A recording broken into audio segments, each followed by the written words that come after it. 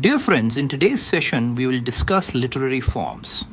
The Romantic period began roughly around 1798 and lasted until 1837. The political and economic atmosphere at the time heavily influenced this period, with many writers finding inspiration from the French Revolution. There was a lot of social change during this period. Calls for the abolition of slavery became louder during this time, with more writing openly about their objections. After the agricultural revolution, people moved away from the countryside and farmland and into the cities, where the Industrial Revolution provided jobs and technological innovations, something that would spread to the United States in the 19th century. Romanticism was a reaction against this spread of industrialism, as well as a criticism of the aristocratic social and political norms and a call for more attention to nature.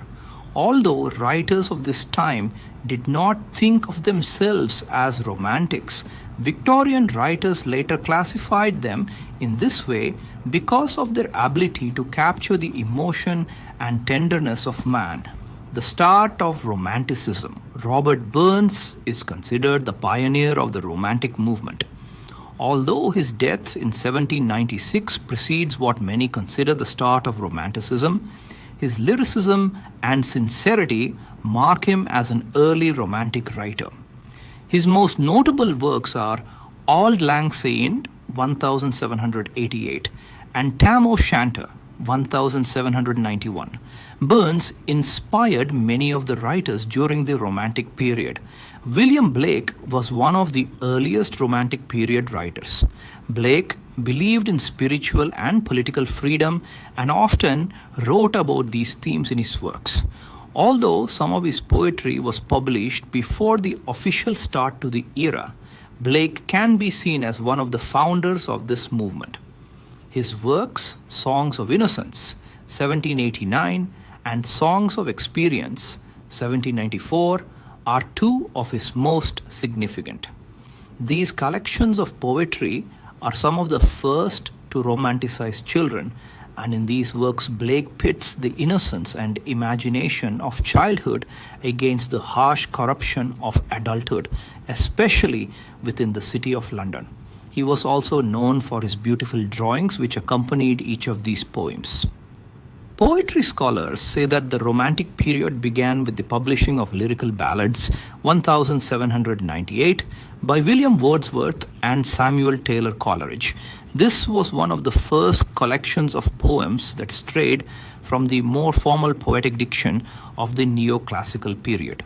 Poets of the period instead used everyday words that the average person could understand.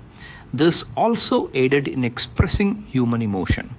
Wordsworth primarily wrote about nature. He felt it could provide a source of mental cleanliness and spiritual understanding. One of Wordsworth's well-known works is The Solitary Reaper, 1807. This poem praises the beauty of music and shows the outpouring of expression and emotion that Wordsworth felt was necessary in poetry.